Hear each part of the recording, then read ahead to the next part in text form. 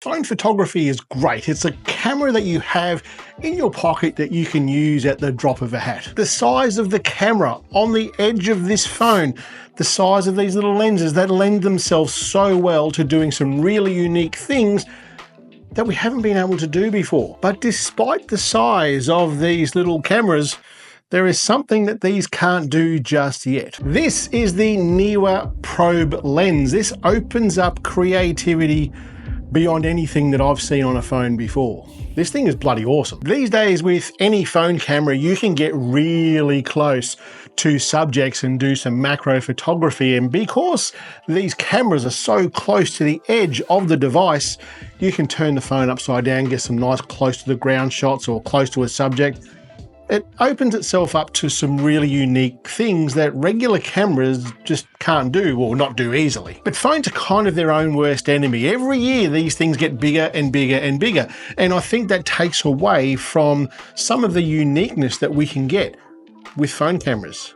And this overcomes that. For example, I want to shoot a macro photo of a thorn inside this rose bush, and I can't get close enough with the phone to get a regular macro shot. But with this NEEWER Probe Lens, I can get nice and close, and I'm not going to get myself all cut up from the thorns from the rest of the rose bush. Think about all of the photography that we do with phones, astrophotography, long exposure photography, all those things, they are interesting for one reason, and that is they have a unique perspective of something that people see every other day. With this excavator, during the day, it's just an excavator, but at night time, we have a different perspective with the stars, the galactic core, all those things, and it makes it unique because it's different. And this lens lets everything else be that little bit different. For example, I'm doing some marketing material for our beard grooming range, and the way that I've set this up with the probe lens on a nice slider with the Android phone, getting there nice and close, it's a perspective that you just can't get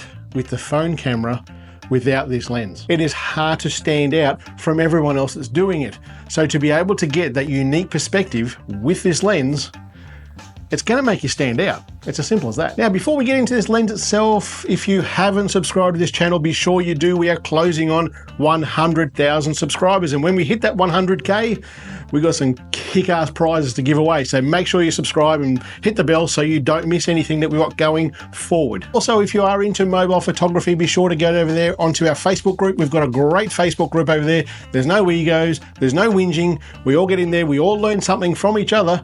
It's probably one of the better photography groups on Facebook. This lens itself weighs about 275 grams and it's just over 13 inches long. It's metal construction. On this end here, there's a threaded mount. That's a 17mm threaded mount. So be mindful that when you buy this kit, and we'll talk about what you get in a second, it doesn't actually come with something to screw into here. So my advice would be to get whatever, and I've tried this on iPhones, Pixels, and I've tried it on Android phones, and this works with all of them. So it just depends on the phone that you have as to what cage you should buy to put this into. I've just been using a 17mm clamp to put this onto there. It's a pretty good clamp, but I would suggest if you're going to do this regularly, get yourself a cage. Now, as we move from where it mounts down the lens, we've got a focus ring right here. That is to get minute focus that your camera on your phone may not quite get. A little bit further down from there, you've got a USB port just there, and it comes with a USB cable to charge this. You've got a power button there around the other side here, and what that does, the power itself doesn't power the lens, it just powers some LEDs here. And you push it once, it turns it on, push it again, and it dims the LEDs a little bit, push it again, and it turns it off.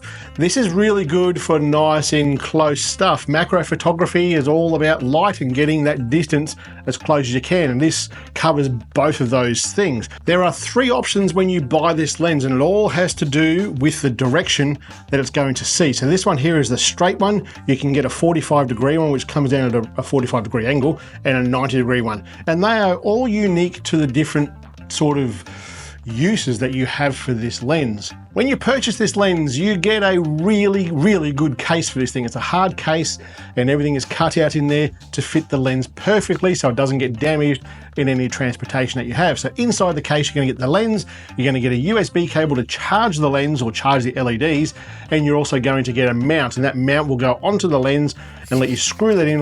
It's going to go onto the top of an Arca Swiss type mount. So you can use this freehand, no problem.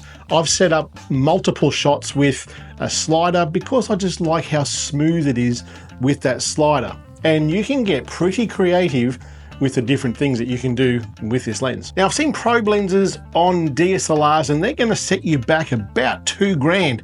This is going to let you get the same sort of footage, the same sort of shots that you're going to get out of those lenses for a fraction of the price and doing it on your phone. So would you actually use this lens in your day-to-day creativity? Would you use it for photography? Would you use it for videography, or would you use it for both? I'd love to hear your thoughts.